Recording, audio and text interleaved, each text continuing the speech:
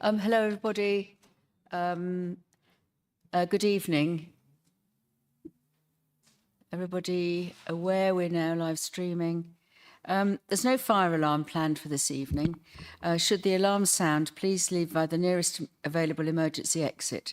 The two exits are through the glass door behind you to my left and through the double doors onto the riverside behind you. Please meet at Tower House car park. Members of the public are welcome to make their own recordings of the meeting using whatever non-disruptive methods they think are suitable. I would like to remind everyone present at this meeting it's being minuted, recorded, filmed and made available to view in live and archive form via the Council's website. If you're seated in the public gallery, it's possible the cameras may capture your image. If you wish to avoid being filmed, it's recommended you make a member of staff aware who can direct you to where to sit. The Westgate Garden gates on the riverside are locked, so members of the public must leave the Guildhall by the side exit behind that glass door. Because we have a new planning officer present, just want to introduce both of us. So I'm Pat Edwards, the Chair of Planning Committee, and this is Charlotte Maynell, who is the new Senior Planning Officer. Yes, Principal Planning Officer. Principal Planning Officer, thank you. She's here because our Deputy Planning Officer, Steve, is unwell tonight, but that'll be fine. And first of all, apologies. Lauren, can we have apologies, please?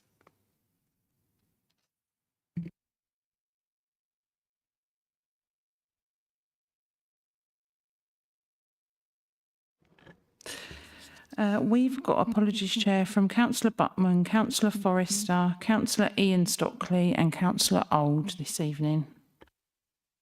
And substitutes, please. We've got Councillor Mellish for Councillor Forrester. Thank you. Declarations of interest by councillors or officers. Could I ask Lauren for you to read out the generic statement of interests in advance and any you've received personally? Thank you. All or some councillors may have received correspondence from or spoken with applicants, agents, supporters or objectors, and some of the public speakers may also be known to members of the committee due to their work as councillors. Neither circumstance prevents councillors from participating in the meeting. However, any councillor who considers that they do not have an open mind in respect of any item on the agenda should not participate in the meeting when the relevant item is to be discussed. We've had no declarations in advance, Chair. Thank you, Lauren. Are there any declarations of interest from the floor now? Fine. I can confirm we've got 6 public speakers. We've had one person unable to come because of sickness, and they'll be heard immediately after the officer's presentation under each relevant item. But next we take the minutes of the Planning Committee of the 9th of December 2025. Could I ask the committee to confirm by general assent that it's a true record? Thank you, everybody. That's confirmed, Lauren. It's a true record. So we then move on to application number CA 25 00208, land south of Ridgeway, Whitstable. And I'm going to ask Charlotte Maynell to introduce the report. Thank you. Charlotte. Thank you, Chair.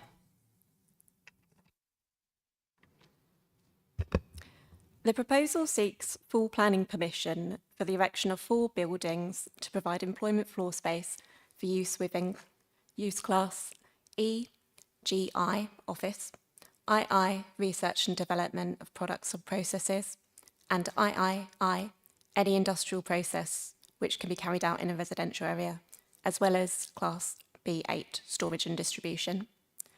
The site forms part of the land of south of Ridgeway strategic site within the adopted local plan and is allocated for mixed-use development for 300 dwellings and 1 hectare of employment space. This was granted outline plan permission at appeal in October 2019. The housing development is well underway and the housing directly to the south of the site is already occupied. The site would be accessed via the industrial estate to the north, which connects to the Thanet Way to the north. Next slide. Here you can see an aerial view in the context of the existing John Wilson industrial estate to the north and the new housing estate, which is on the opposite side of Barley Drive to the south, and also directly to the west as 3 dwelling houses. Access to the housing estate is from Reeves Way, and this also serves the industrial estate to the north.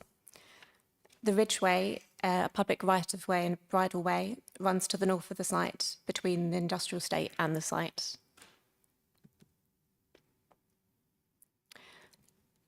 The Reserve Matters application for the outline planning permission was granted in March 2022.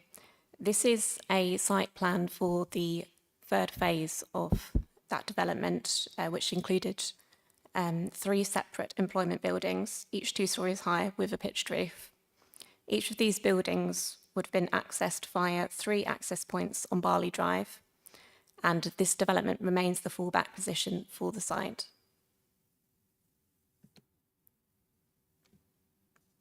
The proposal seeks to increase the proposed employment floor space compared with the Reserve Matters approval from 3,500 square metres to 7,711 square metres across 4 separate buildings.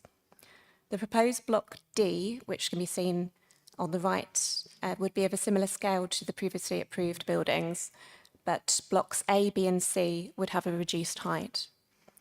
The increase in employment floor space at the site would make an important contribution towards the existing shortfall in employment space in the district and would create new jobs in the area. Blocks A, B and C would be smaller workshop units and would be accessed via the industrial estate through an extension of the existing internal access road to the south. Block D is proposed to be occupied by a single occupier as an office and B8 unit, and only this building would be accessed via Barley Drive.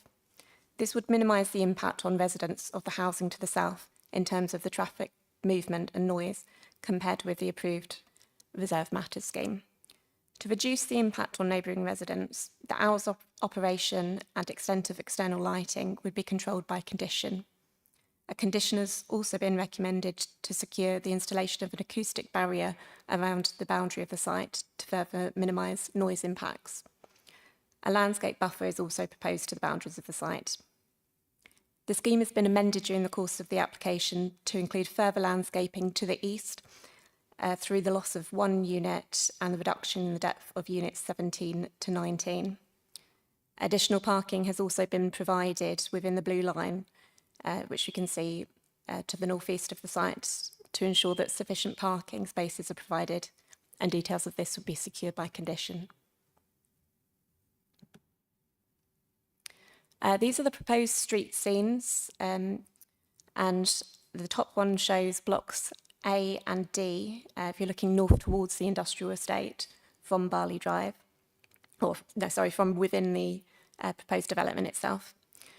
And the bottom elevation shows the section of Block D and then Block C and B if you're looking south towards the housing at Barley Drive.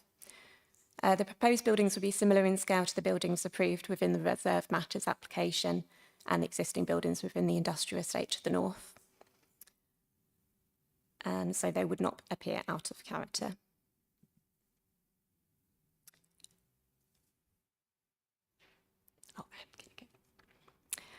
This is a bird's eye image of the site looking north, and this shows the relationship between the site and the existing industrial estate to the north, as well as the new housing estate to the south. This demonstrates how the proposed development would be an extension of the existing industrial site. The site is currently open, and so any development would have a greater visual impact than the existing situation. However, there will be a landscape buffer along the northern side of Barley Drive and to the rear of the rear gardens of the dwellings to the west of the site, which will soften the impact of the development.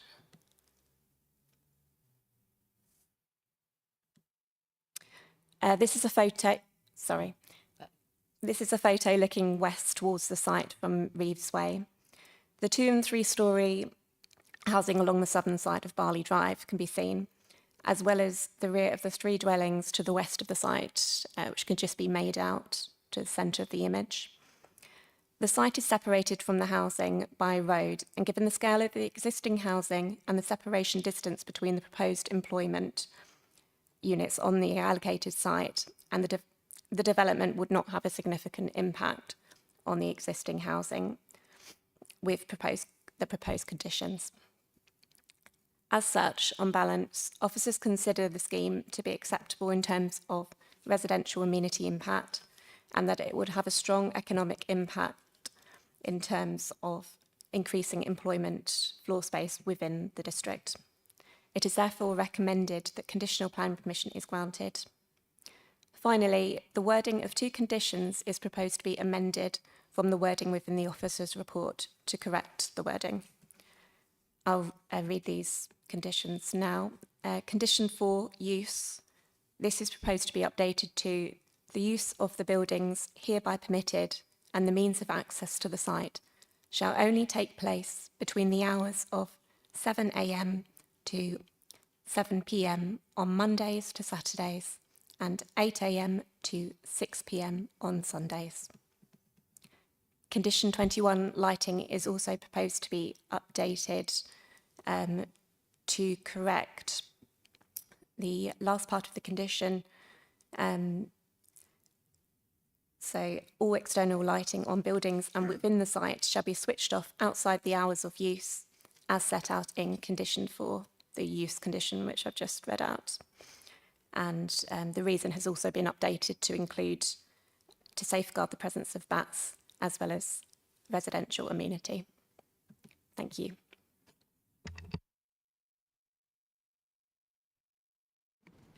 Thank you very much. Could you just repeat the hours again, please? Just for clarity, thank you. Certainly. So the hours would be Monday to Saturday, 7 a.m. to 7 p.m. and Sundays, 8 a.m. to 6 p.m.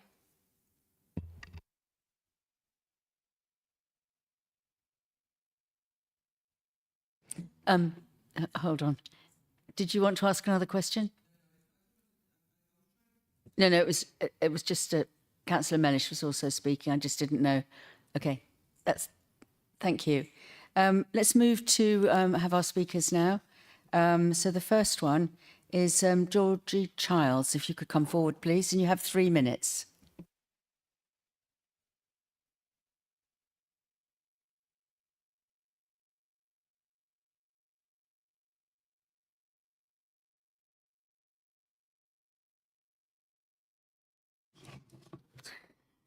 Good evening. Thank you for allowing me to speak this afternoon. I'm here today to express my deep concern and strong opposition to this development, not on the principle of employment land in general, but to the magnitude, intensity and sitting of this proposal, which is fundamentally inappropriate for its location and harmful to the residents who live alongside it. The scheme represents a dramatic escalation in scale from what was originally envisaged for this site. What was once approved as a modest employment provision has now expanded into over 7,700 square metres of industrial storage and distribution space, including a large standalone unit rising to over 10 metres high, positioned directly beside new family homes. That scale is excessive and overbearing and in close proximity to residential properties. The location has simply not been adequately considered. This is not an isolated industrial estate. It is embedded within residential environments next to gardens, bedrooms, children's rooms and a public bridleway. Residents did not move here expecting development of this intensity with HGV movements, deliveries, lighting, noise and activity throughout the day. Parking, deliveries and vehicle movements are a major concern. Even with the amended plans, parking provision is tight, fragmented and reliant on overspill areas. This creates a very real risk of on-street parking, illegal stopping, delivery conflicts and congestion, particularly on Barley Drive, which already serves local homes. Delivery vehicles, vans and HGVs will inevitably compete with residents, cyclists, pedestrians and horse riders using the bridleway. No amount of conditions can fully mitigate the daily operational reality of this level of activity in this location. We are already deeply concerned about the financial impact on residents. Local estate agents have advised us that the the loss of value of our properties is around £50,000. For many families, that is their life savings, their future security, and their ability to move on. While property values may not always be a direct planning consideration, the cause of that loss is, namely noise, traffic, overdevelopment, and loss of residential amenity. Although mitigation is proposed, much of that is conditional, future-based and uncertain. Acoustic fencing, landscaping and lighting controls cannot truly compensate for the sheer scale and intensity of what is proposed so close to our homes. Once built, the harm will be permanent. Members, this application prioritises maximising floor space over protecting communities. It places a development of industrial scale in a location that cannot comfortably or safely absorb it. I respectfully urge you to refuse this application, or at the very least require a significant reduction in scale and increase the mitigations in place so that development here is proportionate, appropriate and fair to the people who already live alongside it. Thank you very much. Thank you. Thank you. And the next speaker is Mike Pottle. Please, could you come forward? Thank you. And again, you have 3 minutes.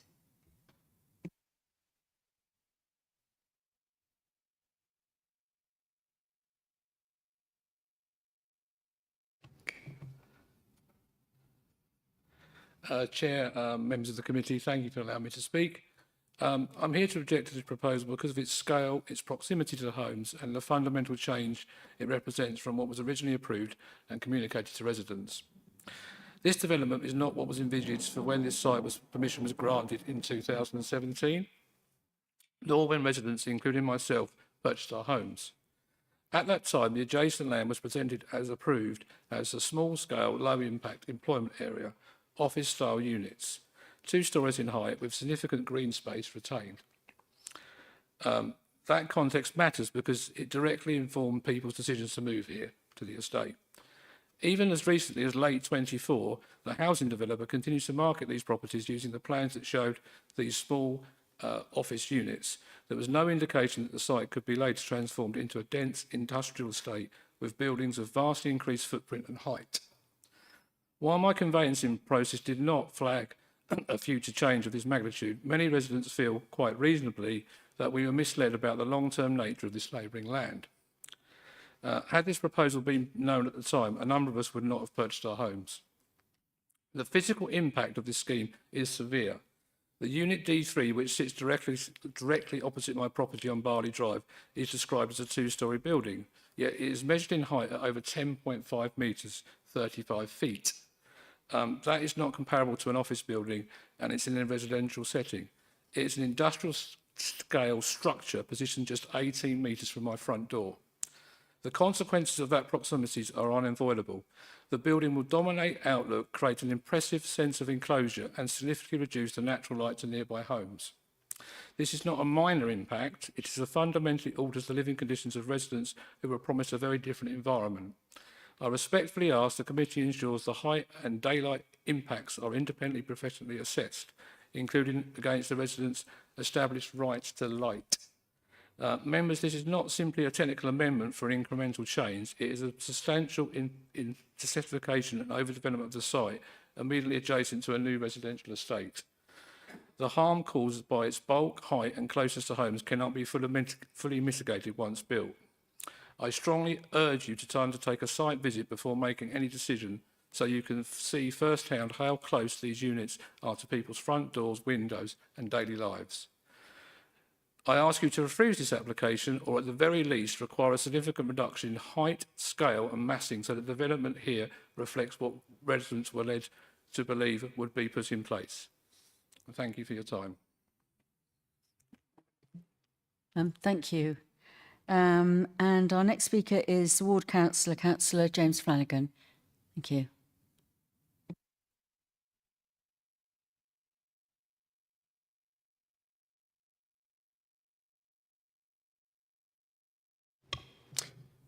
Good evening, councillors. Thank you for your time. I've asked for this application to be called into committee on the following grounds.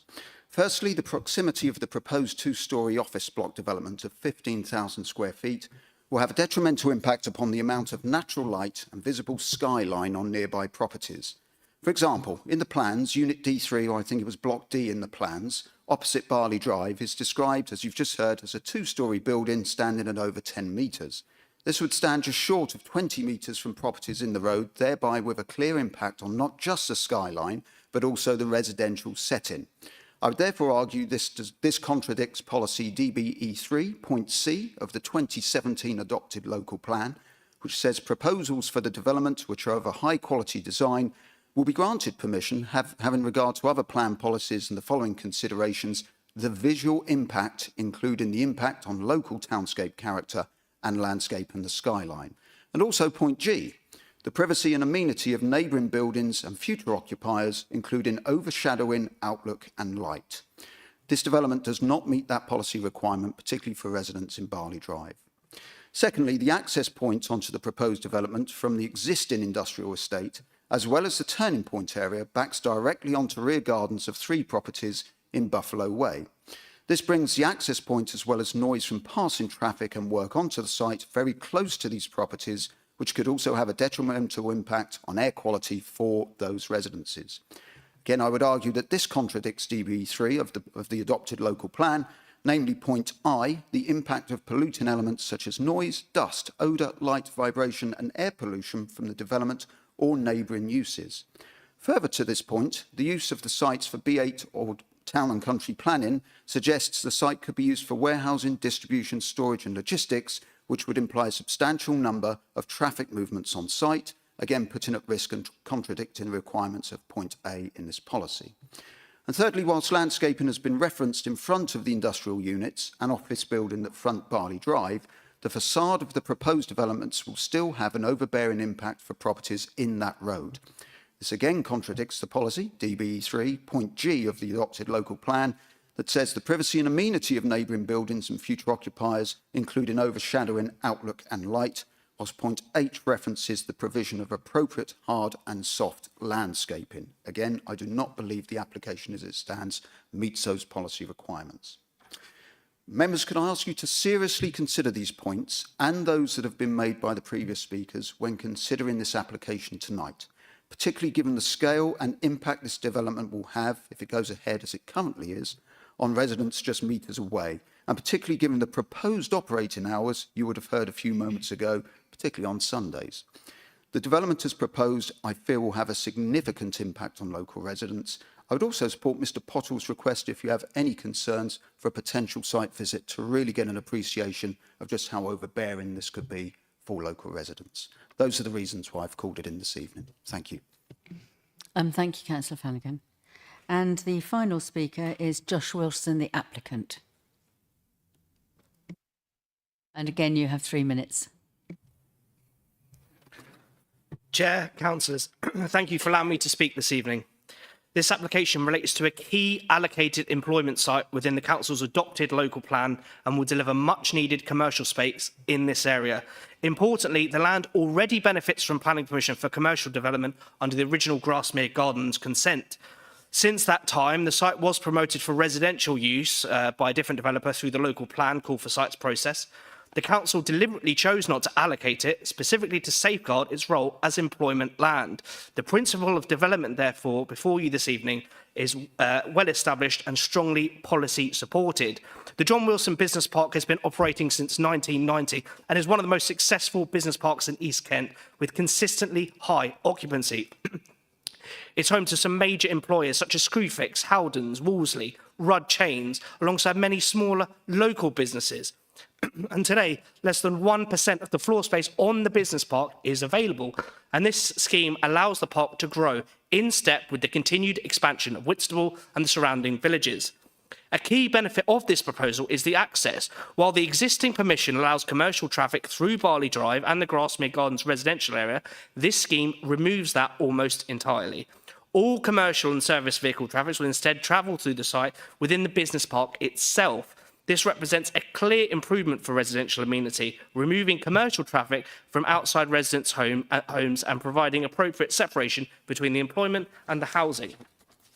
We've also listened carefully to local concerns. Following a meeting with the residents and councillors Peter Old and James Flanagan, the layout has been amended. Units in Block B have been moved further east, increasing separation distances.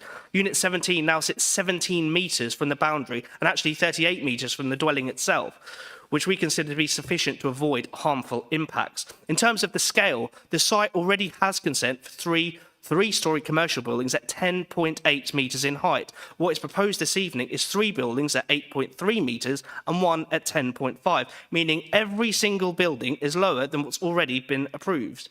Subject to planning permission being granted this evening, Rudd Chains have committed to occupying Block D, and this represents a multi-million-pound investment in Whitstable.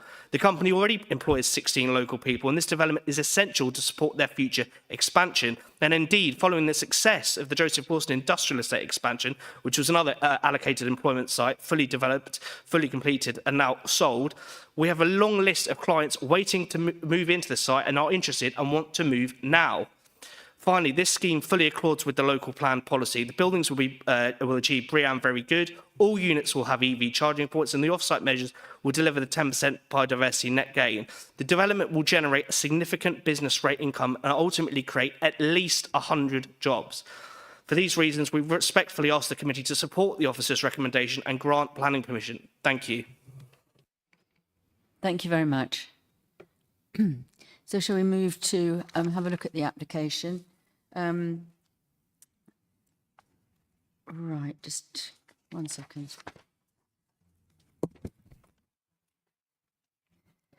I'm going to propose the officer's recommendation from the chair with the proviso that I have not predetermined my view on this and that I will respond to the discussion as we go.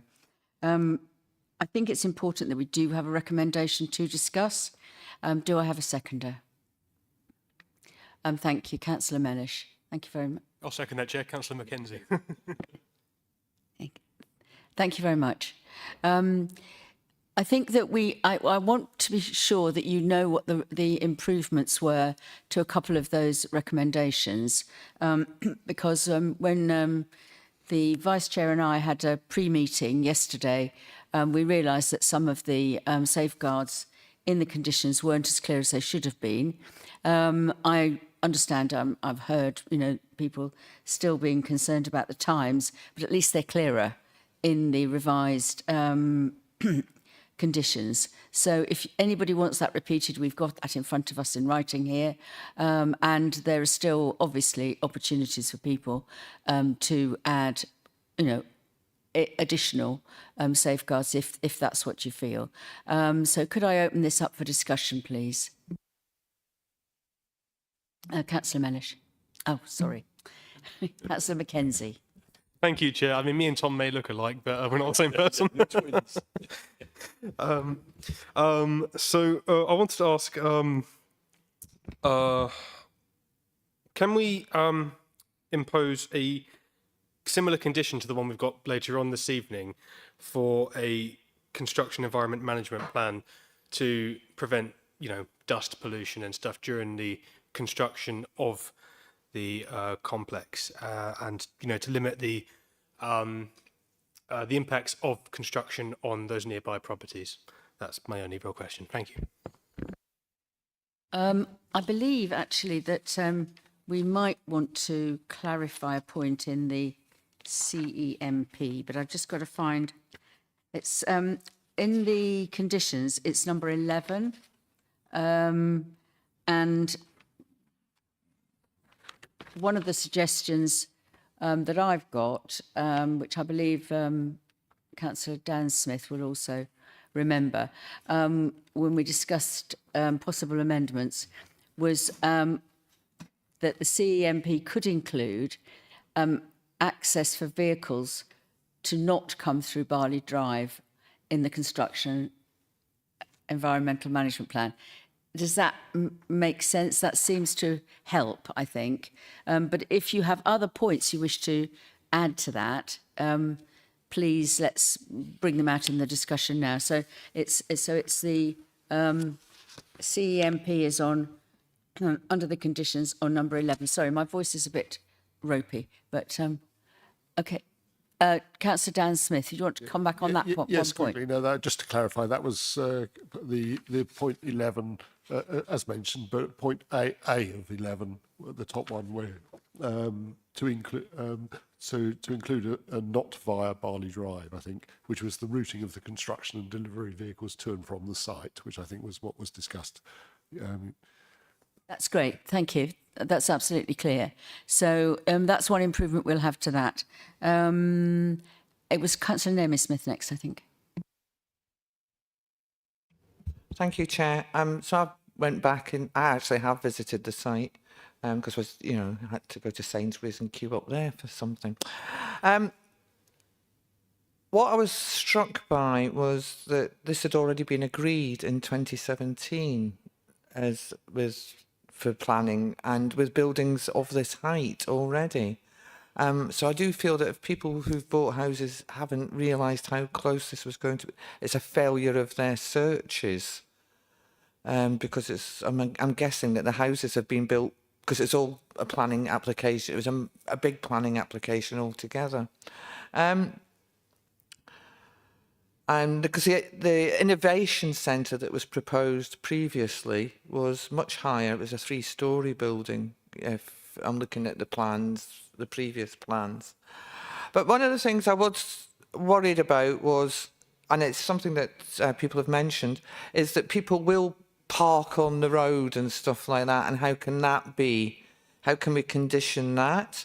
And it says that there's going to be a 3-metre height barrier on the car park for Block D, which is accessed via Barley Drive.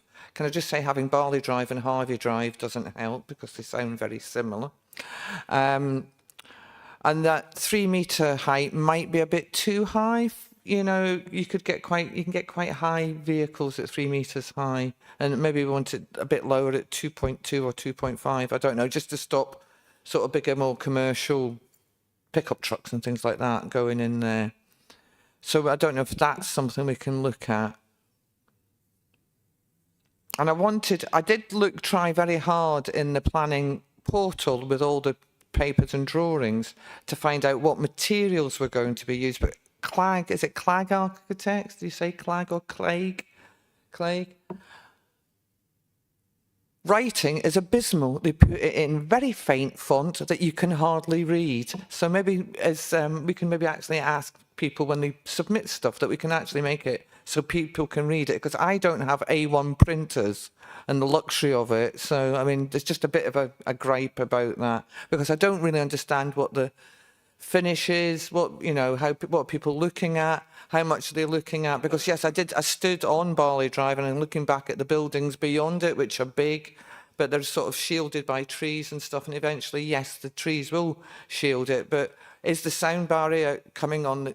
Are the residents going to be looking at a sound barrier? What's the construction of the sound barrier? There was just so little information for me to look at.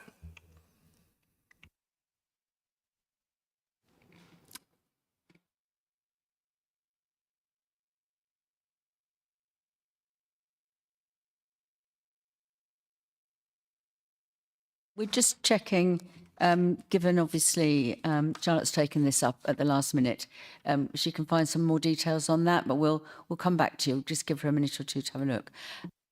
Anybody else would like to come in now? Councillor Dan Smith. Just quickly on this, Pat, because I think it's one of the things that that we discussed on Monday was the obviously the screening of the trees to the houses on the Barley Drive side, and I think several of the, certainly Councillor Flanagan and one of the speakers mentioned that, having a site visit there to have a look at that, and I think Councillor Naomi Smith was kind of almost going down that view. Yeah, I know you've actually been there. You said so, but it would perhaps. It may be helpful to actually see the impact on that, because it seems to be that particular corner where you're going to Barley Drive and to get the idea of the sound barrier, the tree screening and so on, and to see what effect that would have on the immediate properties on the other side of the road.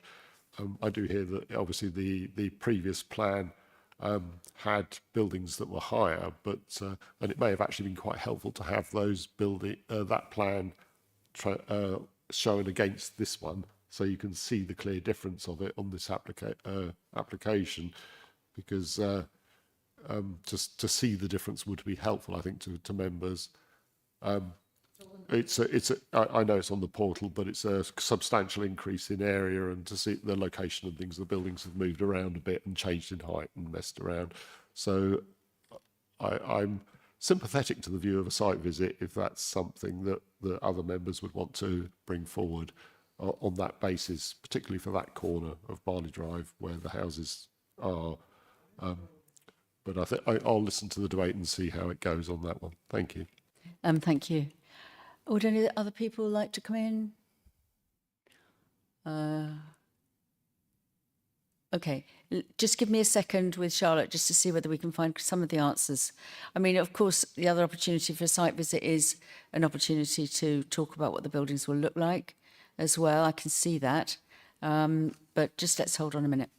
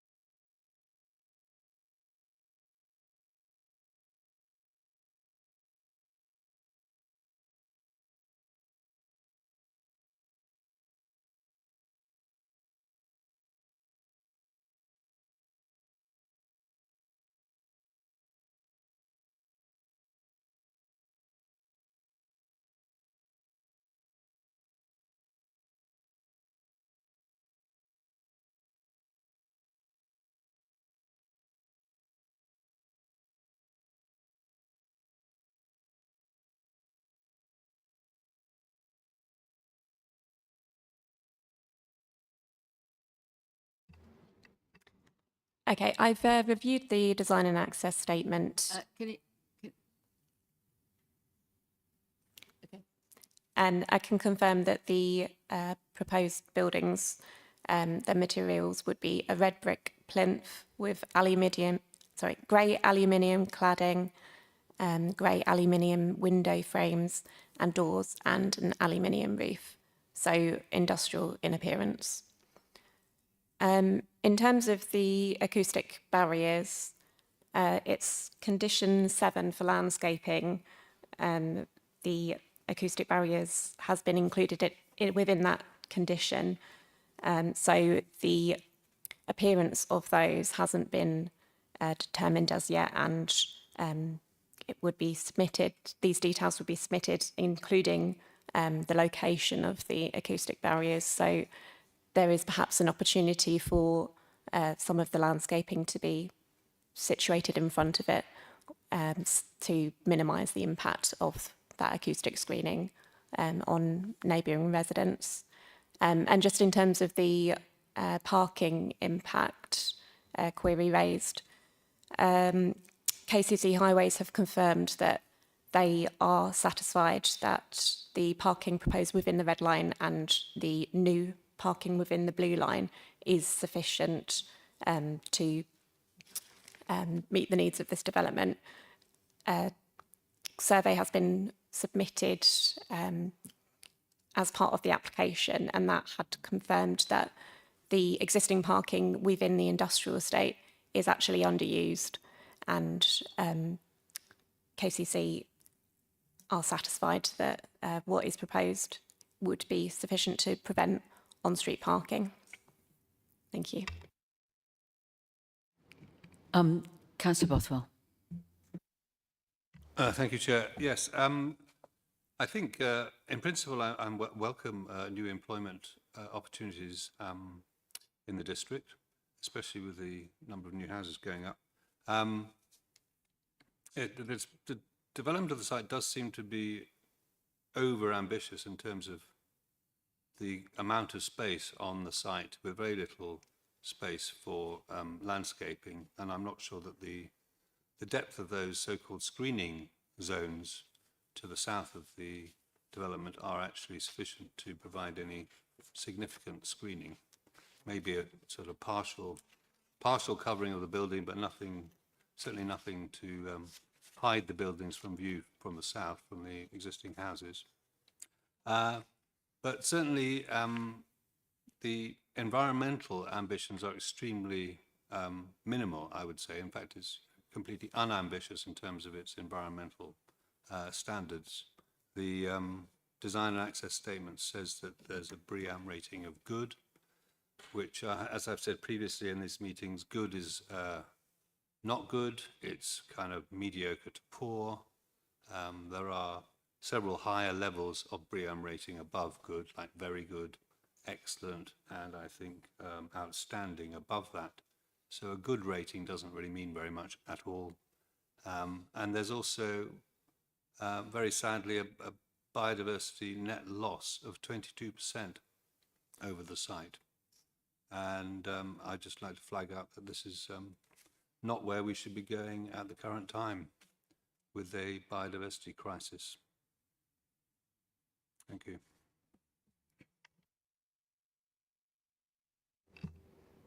So with regards to BNG, there would indeed be a loss, a 22% loss on site. The scheme would meet the mandatory 10% BNG through off-site units. These would be purchased through a habitat bank, and so a legal agreement is not required to secure that. Ecological enhancements are also proposed by condition, and KCC Ecology has reviewed the application and confirmed that they are satisfied with the proposals in terms of their impact on ecology. The lighting condition in particular would also minimise the impact on bats at the site. In terms of the actual visual impact of the site, as I discussed in the presentation, it is an open site at the moment, and so any development there is going to have more of an impact than the existing situation. But given the approved reserve matters scheme for 3 larger buildings, we think that this would have an acceptable impact on the outlook of neighbours. The buildings would be set back and the workshop buildings would face inwards, away from Barley Drive. There would be that landscaping buffer, and whilst I appreciate there would be an acoustic barrier, this has been proposed by officers to help mitigate noise impacts in terms of highways at the site. And the applicants have accepted that. And as I'd said before, we could, as part of the condition, the landscaping condition, we can determine exactly where that's going to be located. So if you would have a preference, that can certainly be taken, into account, and we can write that as an informative. And so when the application for the discharge of that condition comes in, that would be taken into account. Thank you. I think we had, Councillor Bothwell, the same debate about the previous employment in terms of standards, but we are, as it were, where we are with the with the it's the rating. Can you remind us? Yes. Yeah. Just going to get Charlotte to remind us all. Thank you. Just with the BREEAM rating, a good rating is acceptable in this instance, and we cannot, it's not within the policy to require an outstanding rating to be achieved. I mean, I think we had the conversation before, but clearly, plans do move on, but we're not yet in, because of all the reasons that we know, not yet in the remit of a new plan with, probably higher kind of standards. So it's where we are, as we often say. But I do think we should try and ask Charlotte for that to have a think about the wording for that informative now. And if you could, Charlotte, maybe try and work that out so that we can actually revisit it. Councillor Thomas. Thank you, Chair. I mean, listening to the speakers, I always look for planning reasons to refuse applications. I've basically written scale and massing. Are we saying this site's very similar to what was granted permission in 2017 and it's just redesigned? So the scale and massing is similar to what was proposed then. Thank you, Chair.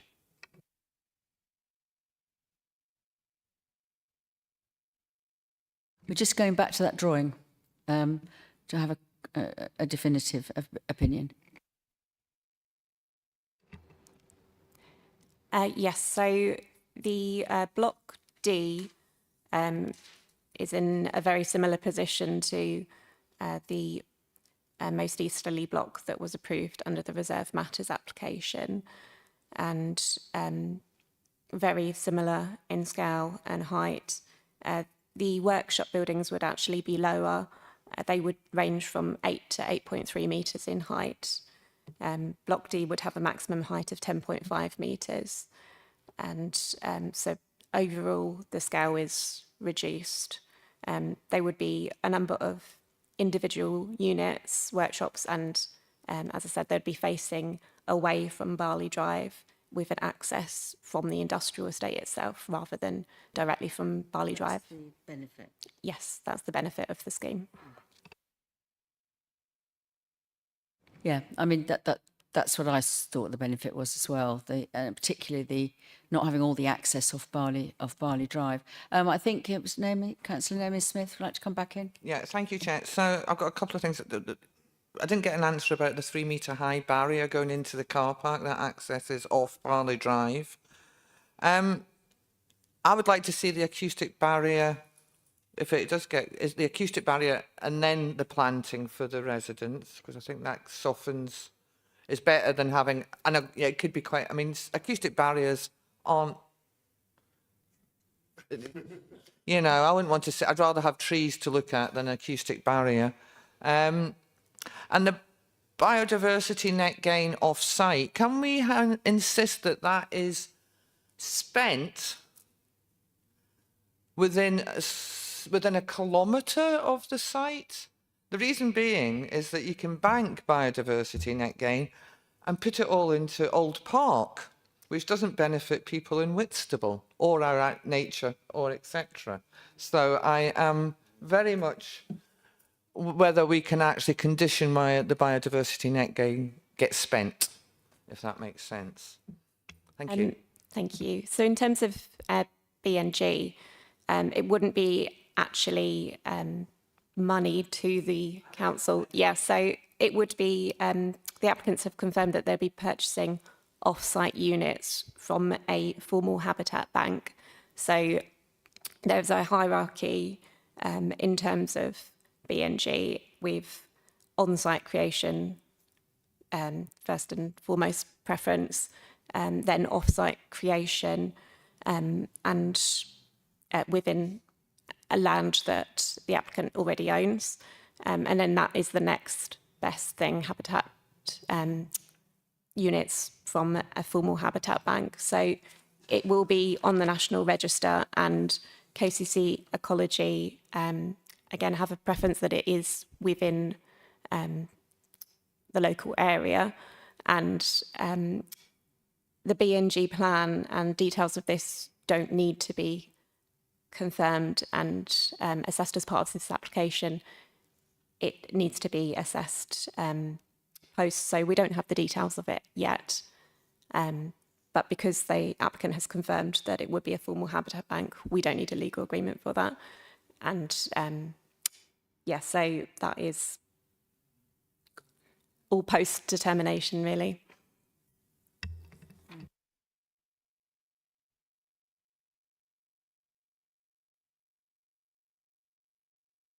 I was just looking at the small print about the acoustic barrier. I've got a larger printout just because I agree with you. It's difficult to read. I don't think most of these informatives along here actually have that, but I think that we all agreed that would be the way round that you said. The trees will be on the outside. And the problem, sorry, facing the residents. And I think we need an informative. What about the height? I don't know about the height and whether, in terms of vehicular access, the type of building it is and the type of use, I can't comment, myself. So I don't know whether anybody has any. This is the height of this entrance here. A height restriction of 3 metres imposed. Now, I'm presuming that is because that's the sort of standard vehicle height that would need, if it was a big commercial company. This building will be owned by a large company, won't it? Yeah, but I thought the point was that from Barley Drive, there wouldn't be any commercial vehicle access, that the commercial vehicle access will be via Harvey Drive. Now, that's what I thought was one of the conditions, isn't it? So having something that's got 3... I know that if you've got a a small camper van, 2.2 metres, but but that's sort of standard supermarkets, what they put in. 3 metres is quite high, actually, so I wondered if it,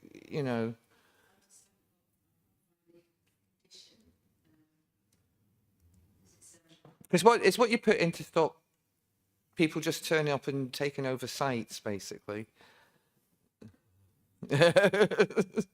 So I would say 2.2 is probably more appropriate. You're saying, sorry, Councillor Smith, I think we actually need to look at this because unless you can see it, I can't see the restriction on what goes through that access in the conditions that we've got at the moment. I can see it on It says on the drawing. Yes, a drawing. That's in the papers. Yeah. Car park area with a height restriction of 3 metres. It's in very small, Eton. Sorry, I'm not disputing the height of that access, but I'm not sure where we've got the condition that commercial vehicles have to go through a different one. And you mentioned that, and I didn't remember it, but I'm just checking. For the construction. It's in the Is that only for it's in the construction? traffic plan. Just a second.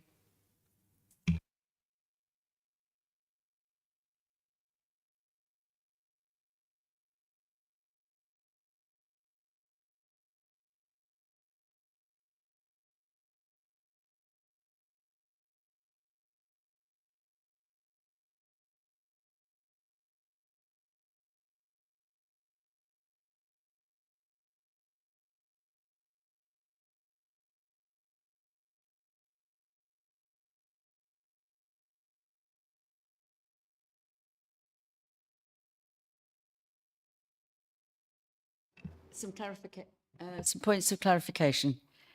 I'm just asking Charlotte to give you them. Thank you, Chair. So in terms of the access for construction, which we discussed earlier in terms of the CEMP, we would be able to amend the condition so that all access for the construction is via Harvey Drive through the industrial estate and not through Barley Drive. In terms of access to Unit D and the 3 metre height limit that's specified on the plans, Unit D is proposed to be used by a single occupier for office and B8 storage. So it's unlikely there would be any HGVs using that entrance. So yeah, it would mainly be staff parking, as I understand it, and yes, I would have thought so.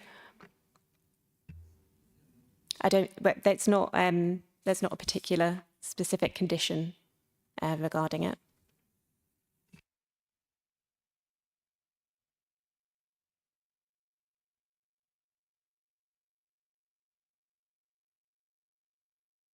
I'm really sorry, members of the public aren't able to get involved in this. If we can't clarify it, and we need to clarify it, we'll have to find a way of doing that. So just hold on. Right, do we want to do the informative? Yeah, just in terms of the acoustic barriers, I agree that it would be better if the acoustic barrier was screened by landscaping to the south when viewed from Barley Drive. I just think we'd probably want it to be up against the boundary to the west.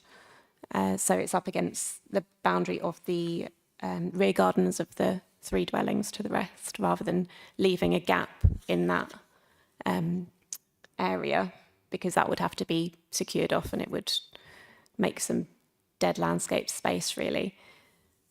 So That's okay. I think like that. Yeah, they moved this back. I think they took one out.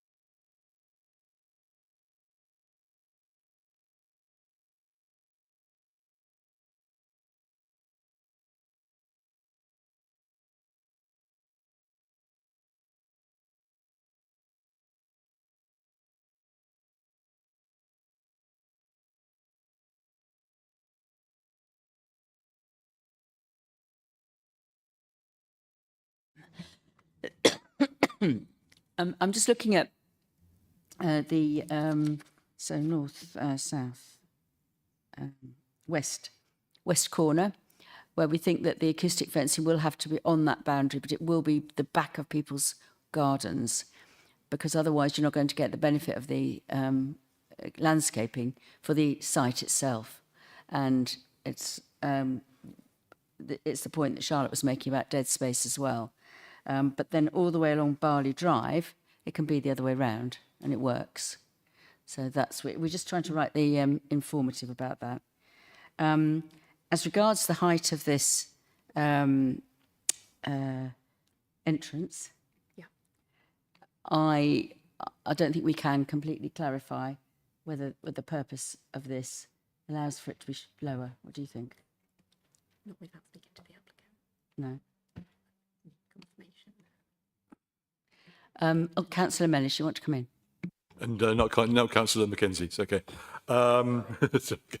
I just wanted to ask about this Block D that's been taken over, or been occupied rather, by a company that's already on site, the chain company. So there must be an idea of what they are doing currently within that site. So what is the use of Block D in terms of this company? What are they producing there? How are they actually producing? Are they storing? What's the transportation of the equipment that they're using, and the materials they're producing? Therefore, that kind of comes back to this query about what is access to the site, what vehicles are going through to it. This is not going to just be staff parking; it's going to be commercial equipment.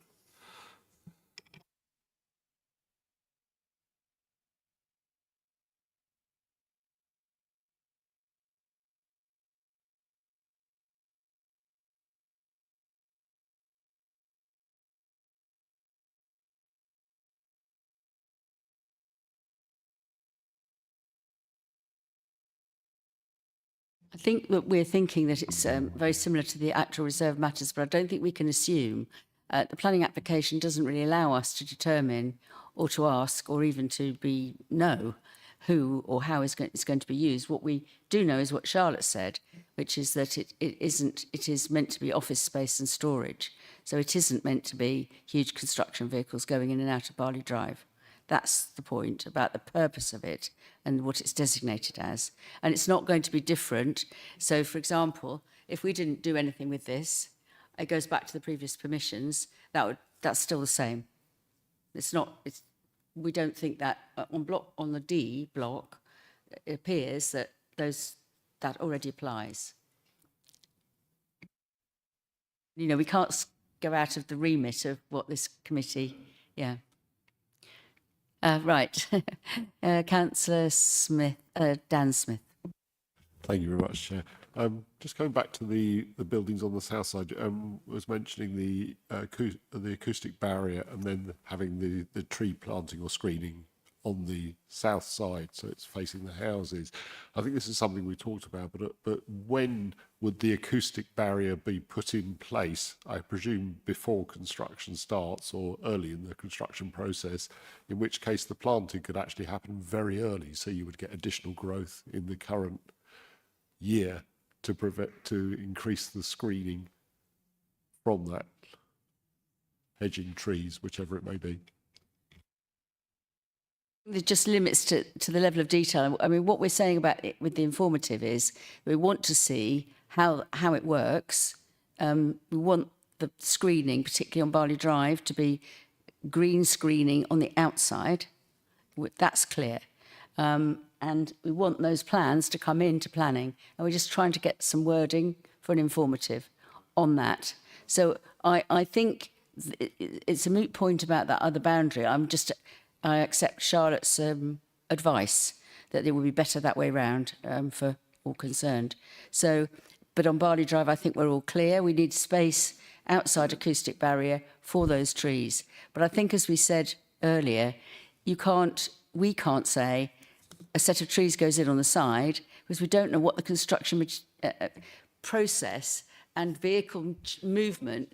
We don't want to have trees put in and then be destroyed by the construction. Well, so if I may, when we discussed this too before, much detail, I think we're getting into. Exactly. If I may, when we discussed this before, there was no mention of an acoustic barrier separating the trees from the construction on the other side. Obviously, that if there is such a process, you put acoustic barrier in first, then the trees or hedging, then you've got protection for the young trees and things when they're planted, so you have much less risk of churning and damage from the construction process of the land, which was I think the original reason why we thought that might not be tenable. But if the acoustic barrier is in place, then it becomes tenable or potentially tenable. So need perhaps looking at that to see if it can be done that way round.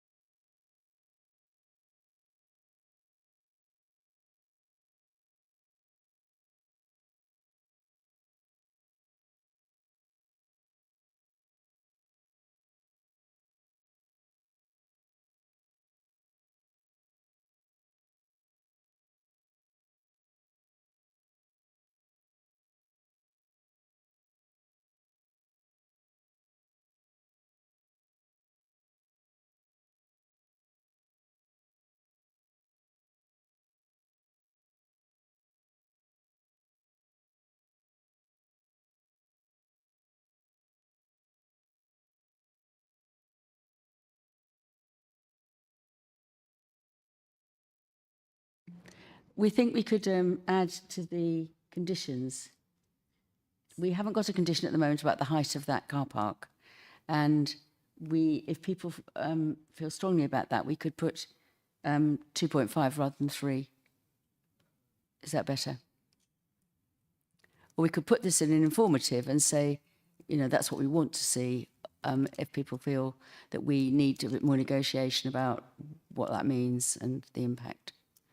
I leave it with you. You come back with a suggestion, which one you're happier with.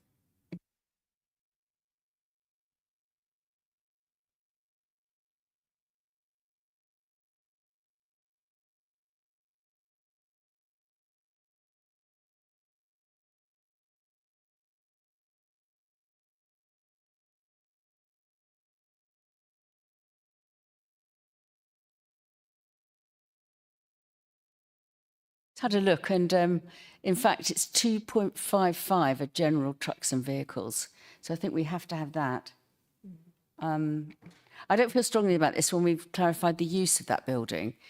So, you know, it really is our committee members feeling that we still haven't got to the bottom of that, or is it, you know, but 2.55 we're going to have because that's general trucks and light vehicles. But we're not saying that we want trucks in there. Well, yeah, like vehicle. I mean, if you most sort of restrictions are 2 meters to stop larger vehicles with caravans getting in.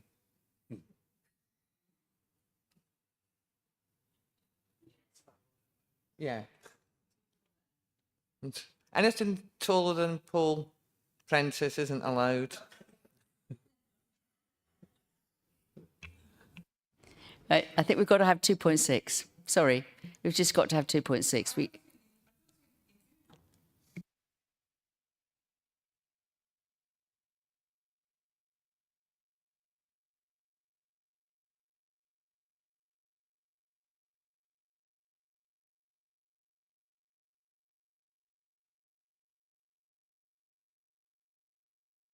So I hiding in the corner, Chair.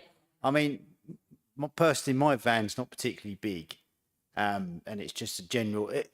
The Sprinters and the Peugeot vans, everyone's going for high tops, and I forget what size my van is. So that's probably, I wouldn't say it's particularly high.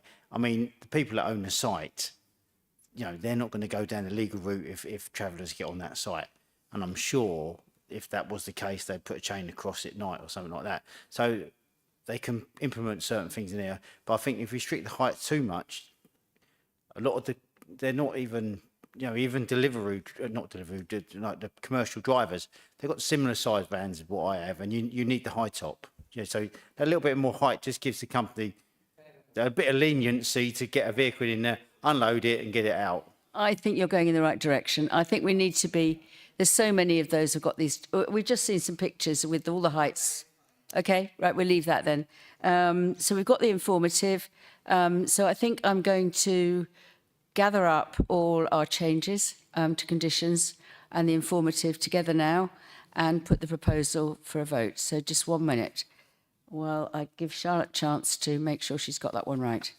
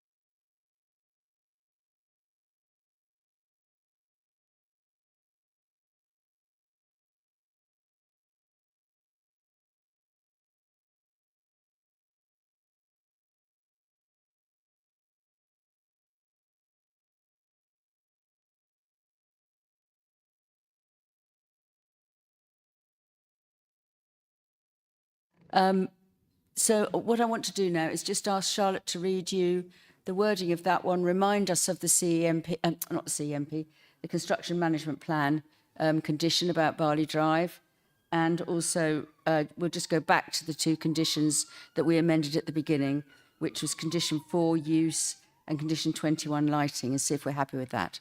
Thank you.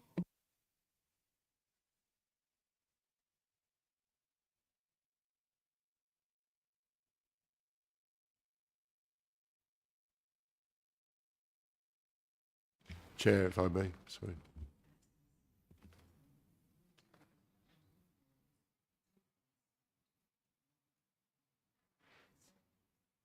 Yep, Chair, sorry, if I may. You didn't mention, I think, the condition 11, which I think was the one where the point A access only via... Yeah, we are. Yeah, just to make sure that one we forgot. Thanks. Okay. Thank you.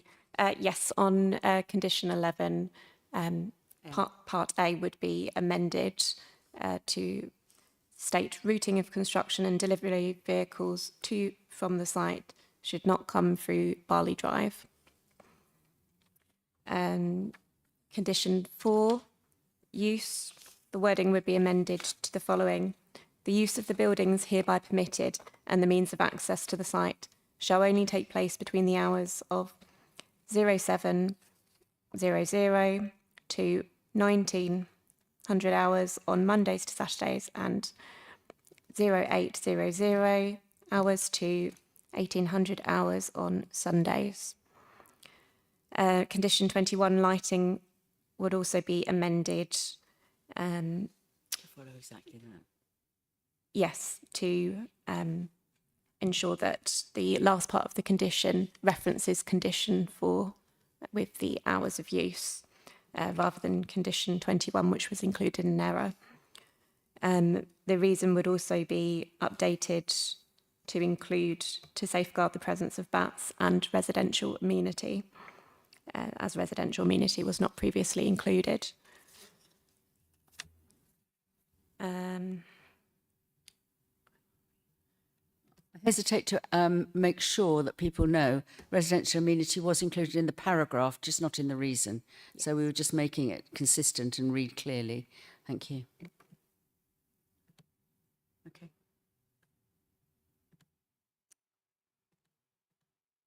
This one. No. In terms of the informative for the location of the acoustic barriers, this is proposed to read, the location of the acoustic barriers to be approved under condition 7 shall be located along the western boundary of the site and between the rear of blocks B and C and the side and rear of block D and the landscaping area fronting Barley Drive.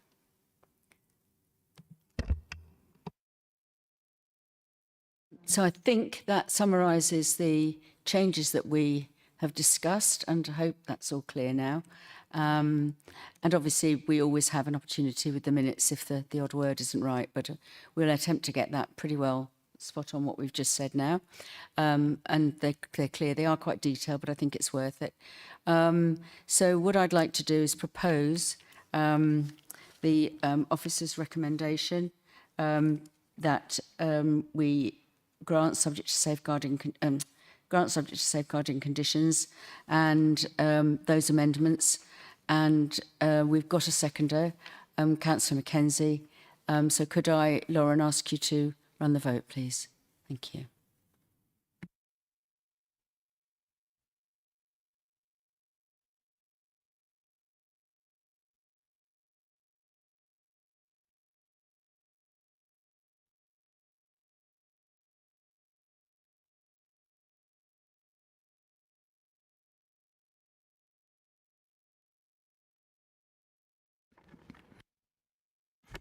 That's carried, Chair, with 8 votes for and 2 abstained. Thank you very much, everybody. We'll take a short break if people who came for this item wanted to take the opportunity to leave. You don't have to leave, but if you want to, now's your moment. Thank you.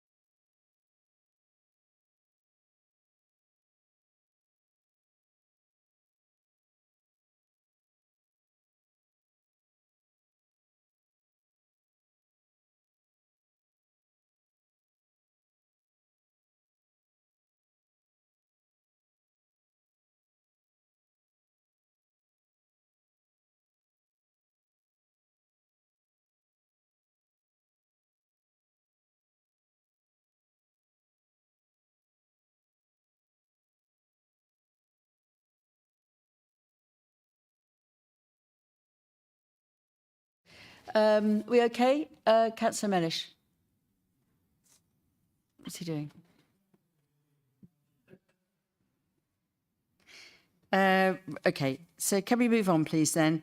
Thank you, everybody, so far. Application number CA 25-01822, 97 Clare Road, Whitstable. So I'm now going to ask Ashley Keynes to introduce the report for us. Thank you, Ashley. Thank you, Chair, and good evening, members. So this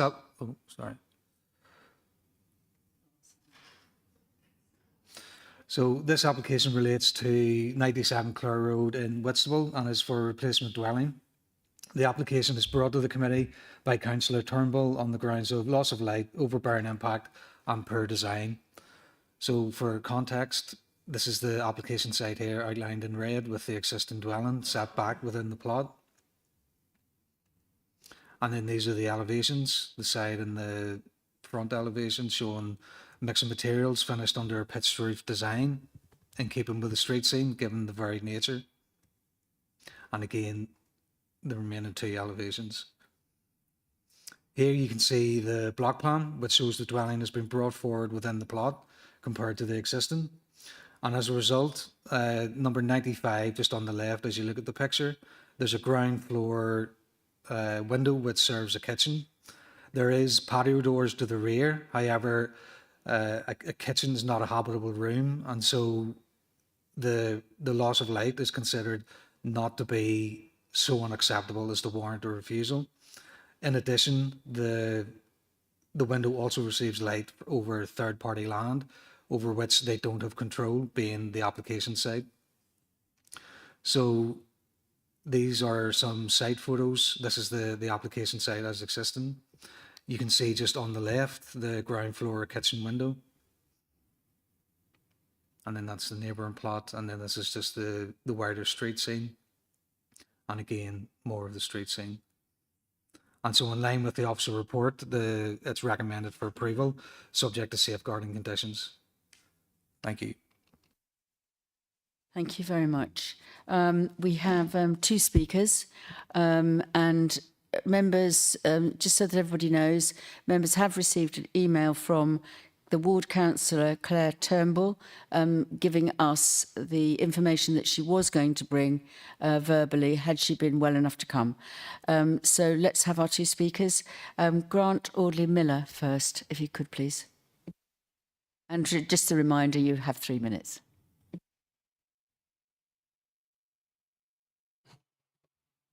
Thank you for allowing me to speak. My concern essentially is the impact on Tainham Drive as a private road. This used to be a through road. It is now a short cul-de-sac. There are 8 properties served off Tainham Drive, but most of them have an alternative access. 3 properties have no other access. That is Bellhammer, Woodcote, my property, and the Nest behind. Recent development to the rear of Castle Road, number 72 Castle Road, involved the construction of an office with a garage below. During that construction of that, there was considerable disruption on Tainham Drive, caused by contractors' vehicles, parking, accessing the site, deliveries, problems of turning around, reversing, turning at the head, all causing very great difficulties. On many occasions, we couldn't even get out of the site, of our access. And this went on for several months. Now, I suggested through my objections that it may be more appropriate to have a transport management plan, construction transport management plan, because my concern is about the vehicles on the site accessing the site.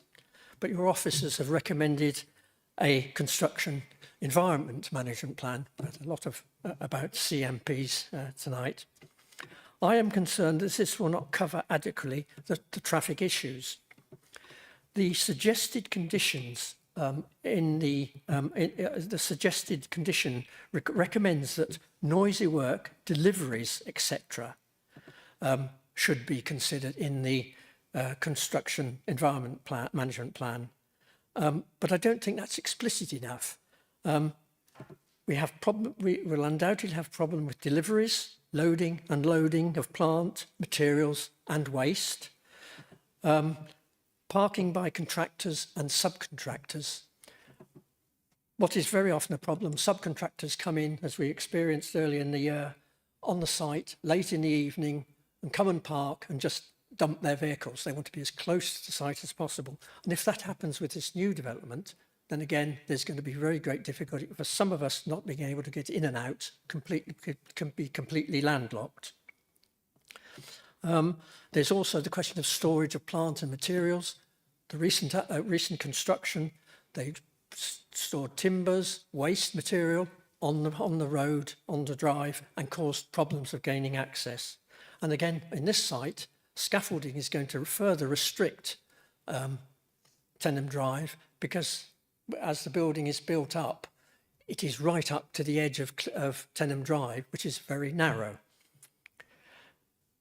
I also have a number of concerns regarding access to the site. The report says the existing access is used. It is used. I'm sorry, you've used your 3 minutes. Could you wind up now, please? I'll wind up now. Just to say that the concern re the access is enlarged, and I would question the validity of the application, because land in Tenham Drive is included in the site, but is not in the ownership of the applicants. Yeah, I'm happy with that. Thank you. And our other speaker is Barry Simmons, who also has 3 minutes.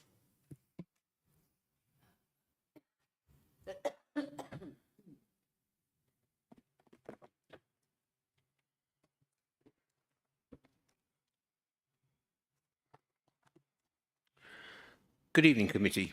I am the resident of 95 Clare Road, directly next to this new build proposal. I have come here to object on my own, as my own property is the closest and the most seriously impacted by this plan. I am one of 10 other objectors that are concerned and will be affected.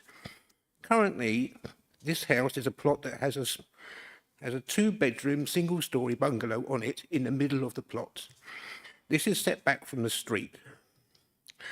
The plan is to demolish this and build a 4-bedroom, 2-storey, 1-storey house outside the original footprint and over 6 metres nearer Clare Road, at the narrowest and of a diminishing plot. The build would be more than double the mass of the existing building bungalow. This part of the construction would be open, undeveloped land, as it has been for over 100 years. My own property has 4 side elevation windows. The stairway, hall and landing and the kitchen are the largest. These are the same as they were when the house was built over 90 years ago. The light from these windows from the southeast is the sunniest southeast aspect. The intention of this scheme is to build to the very limit of its plot border, both my side and the Tenham Road side. Effectively, this new house is to be only 1.2 metres from my house and these windows. Excuse me, I have breathing problems. The fence that separates this would be only 1.2 metres from my home and these windows. 1 metre of which is because the fence that separates us is part of my property. The light loss as it stands of this proposal would be total and extreme. For this is the most contentious issue of my objection. My allotted time does not give me enough time for other serious issues about the construct. I must therefore depend on you to make a decision that this is overbearing. I therefore urge the committee to reject this proposal and at least suspend a decision pending further consideration or even a site visit. Thank you very much. Thank you.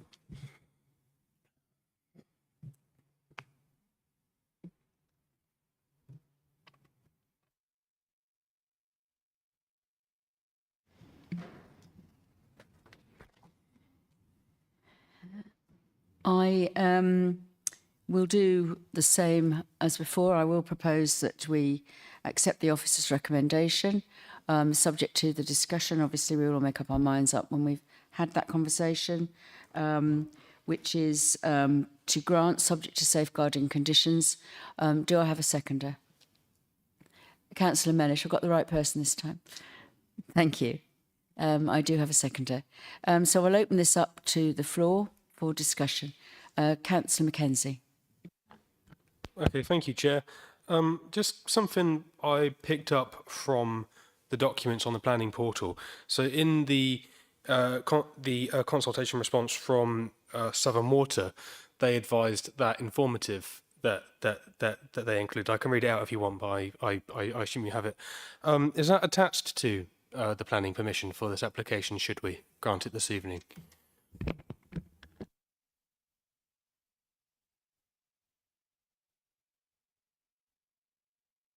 It might be best to read it out. We don't think it is attached.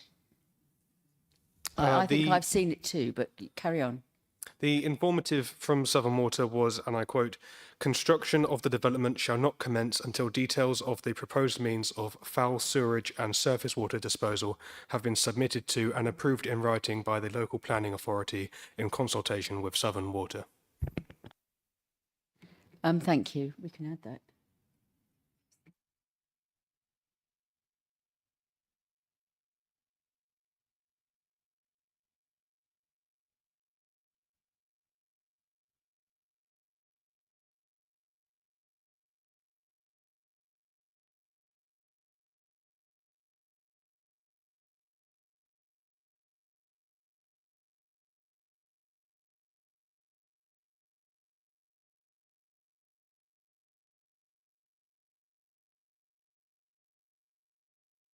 Appreciate where you're coming from, but what I'm being advised is that they have to do that anyway. I mean, that is a requirement of the construction of any building, that they have to do all that, so that we don't need to add it as a condition.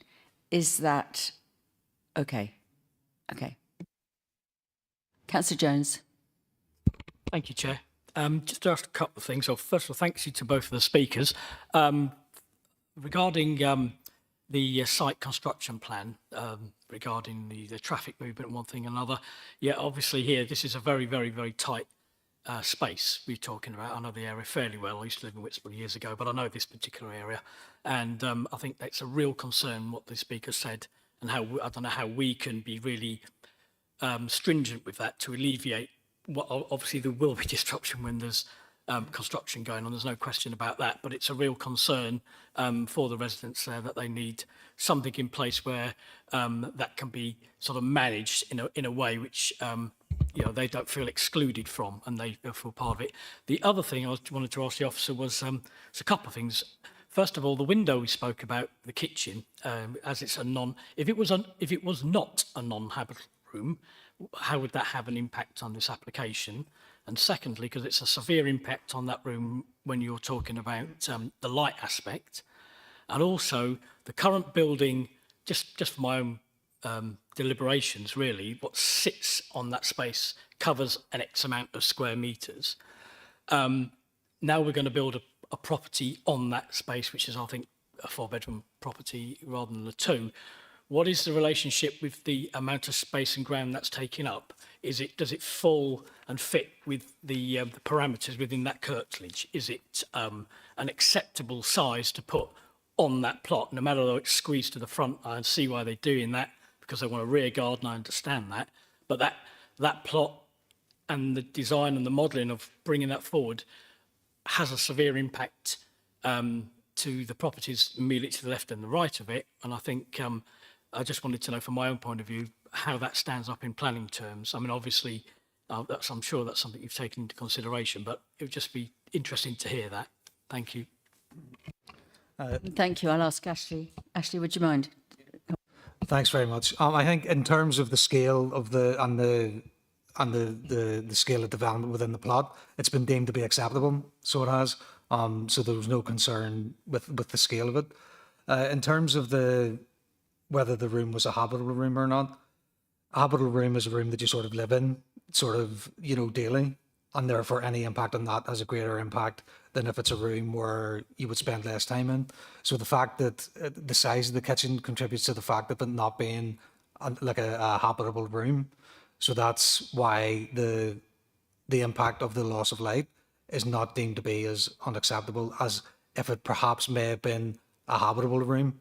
The assessment may have been different, but as it stands, it's not a habitable room. So the loss of light is considered to be acceptable in that instance.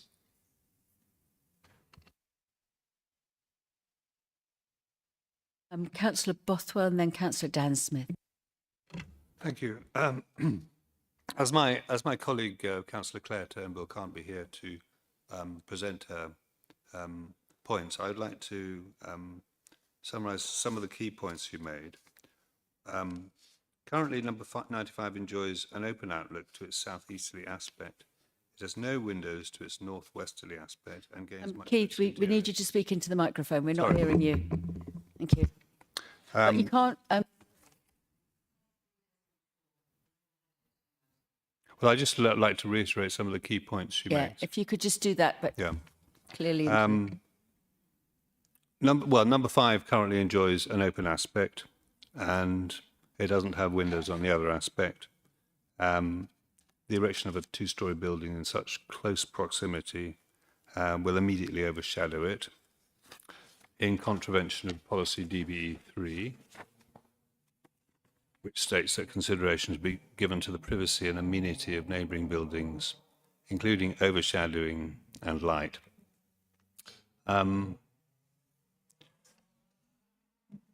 Section 8.44 of the 2017 local plan states that new dwellings should be positioned away from common boundaries to ensure that windows do not overlook principal elevations and that daylight and sunlight are not adversely effective. And this design seems to contradict both those policies. I think the key question, one of the key questions is this room, which has the window facing the new development, a habitable room or not, which the officer raised. The question is whether it is a used as a kitchen dining room, i.e. whether it's purely a kitchen or whether people use it as a dining room as well. And I'd like clarification on that issue. Is it used as a dining space Keith, as well? I will ask the officer to describe this to you because he's obviously been to the site. Yeah. Thank you, Chair. So when I went to the site, the kitchen has 2 patio doors to the rear, as well as the side window. And then there's an arch going into an off dining room, which I think has windows to the back as well. So the kitchen isn't just served by this window. There's 2 full-length patio doors at the rear as well.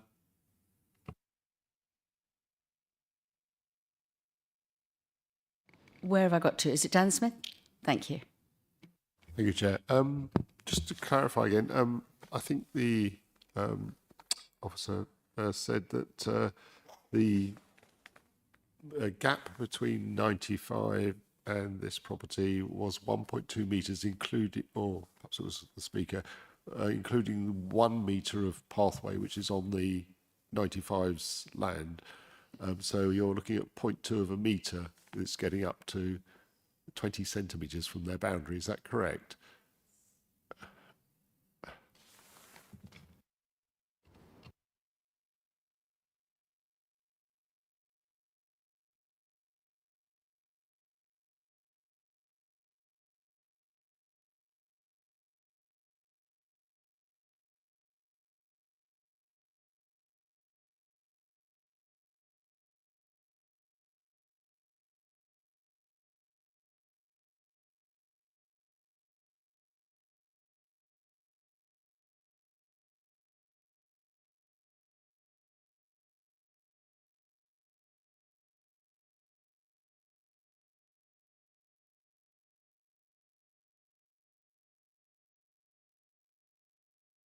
If you look at the previous the block plan of the previous building, you will see it's built entirely on the boundary.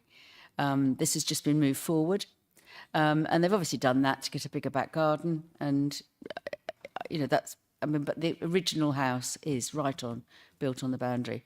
I mean, a lot of people do this on small plots, don't they, to maximise the garden. But the answer is, it is on the boundary virtually, and the other one was as well.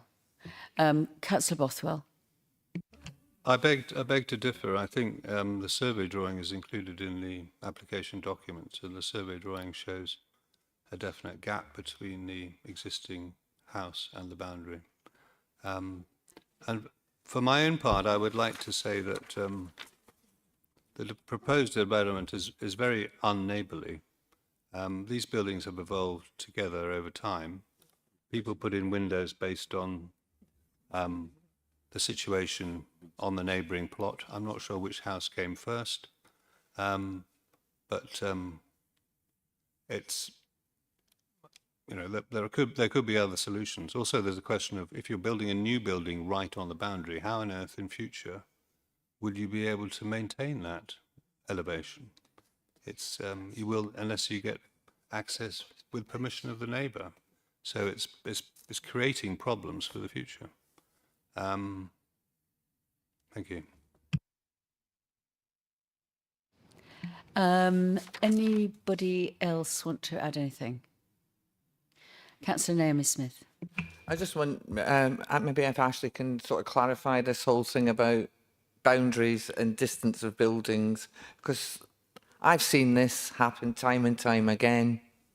I don't like it, but there is no plan. Am I correct, Ashley, in thinking that there's no planning that they can go right to the extent of the boundaries? And what, I mean, I think Councillor Bothwell's comment about maintenance, because if you've got, how do you point your wall if you can't get at your wall? It's, what, is there any restriction to what your distance should be? I don't think there is, because I've seen this happen time and time again, and I don't like it, but I think we will get another. I've already said I don't think there is. I think many people now build right to the edge, but I will get a planning officer's opinion so that we go with that.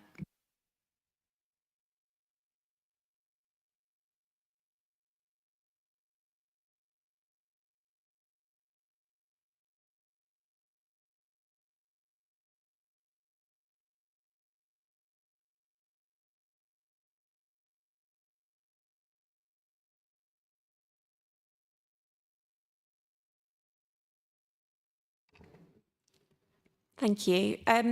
Just to clarify on that, looking at the site, the existing and proposed site plans, the existing dwelling is set slightly away from the boundary, but it's a very similar distance to what is proposed. And whilst the proposed dwelling would have a slight pinch point at one point, it would be slightly further away from the boundary to the rear. In terms of the actual construction of the dwelling, there would need to be a party wall agreement with the neighbouring property number 95, and that's a civil matter which would be agreed between the neighbours. In terms of the actual pattern of development along there, that street, it's very similar separation distances between the boundaries to what is proposed in the proposed development.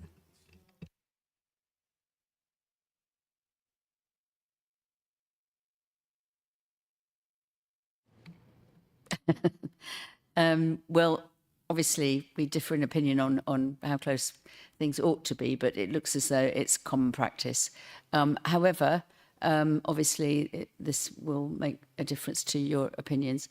Councillor Mellish, I think you wanted to come in. Side question, really. If the development of this site is dependent on there being a party wall agreement, that, given what we've heard tonight, that this building will never get built if there needs to be a party wall agreement.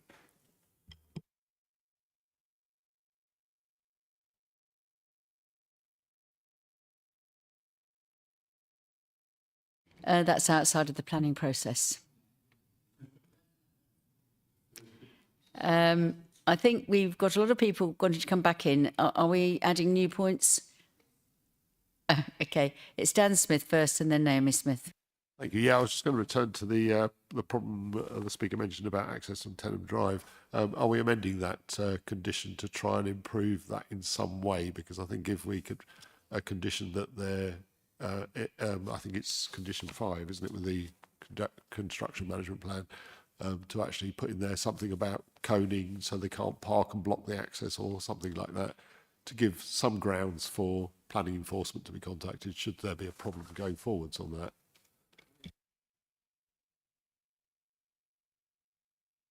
Take Councillor Naomi Smith's point and then reply to both. Thank you.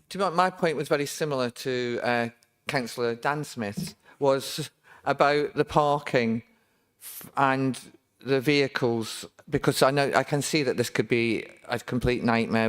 There is no street parking. Clare Road is notoriously difficult to get parked on. And it's just, I mean, I went to visit the site today and I blocked Tenham Drive so I could actually go and visit the site. I know where you live, sir. Could the rear garden be determined as the construction site and only that rear garden possibly? Because it could be, technically, I guess, once they've demolished the building. We've got to demolish the building first, and that's a mess. I'm just thinking that we can, because Tenham Drive is an unmade road, and who can enforce anything on it will be very difficult, because it won't be KCC's roads and it won't be ours. So actually being able to force, it's not adopted. So this is the problem. I guess it belongs to Tankerton Estates. Yeah.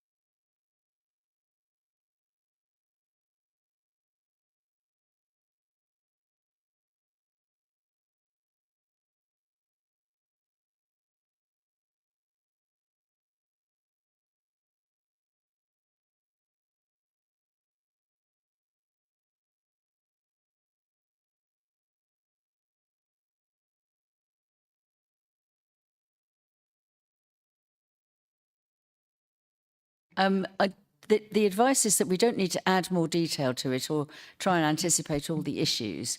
But I'm going to get Charlotte to let us know how this works. Thank you. Thank you.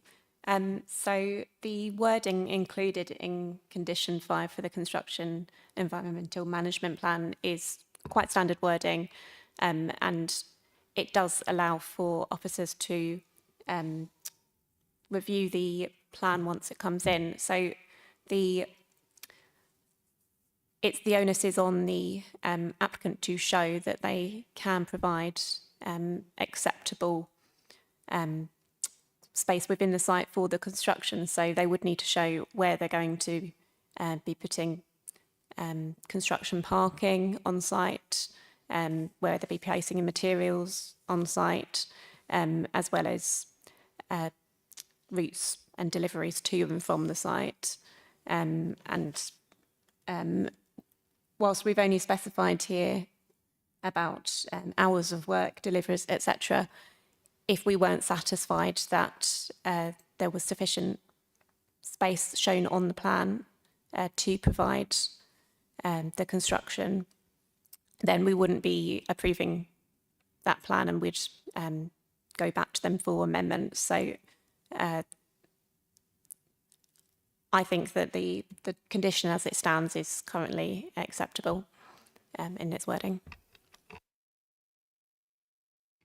Councillor Dan Smith.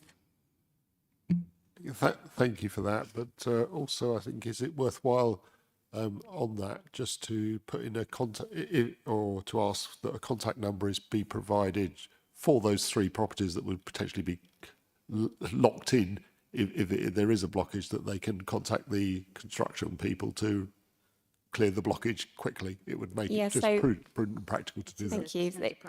It is, thank you, Chair. It is a standard practice that the construction management plan would include details of the key contact on the site, and they can be contacted. It includes, their name and number. It wouldn't be approved if it didn't have these details on it. They always have it.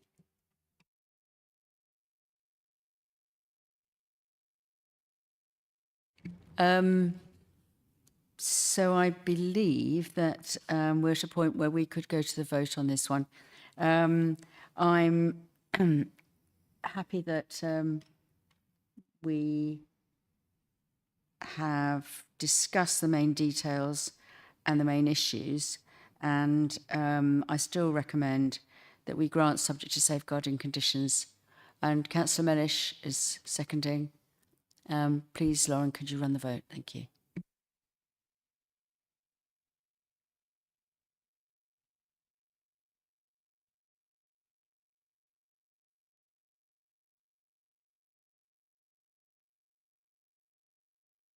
That's carried with 8 votes for, Chair, and 2 against.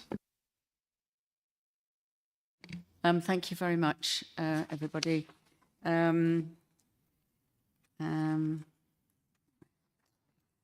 Just move on to item 8, which is the Planning Appeals Report. We look as though we've been okay on those. Pretty good outcomes on those, as far as I record. Was anybody, I mean, Stevie's not here, but I'm sure Charlotte could take away any questions or answer them for you. Are there any comments? No, then we note that report by general assent, please. Thank you, everybody. We don't have any other business notified to be dealt with in public, and we don't have any other business under exempt provisions. So I close the meeting. And thank you very much, everybody. Thank you.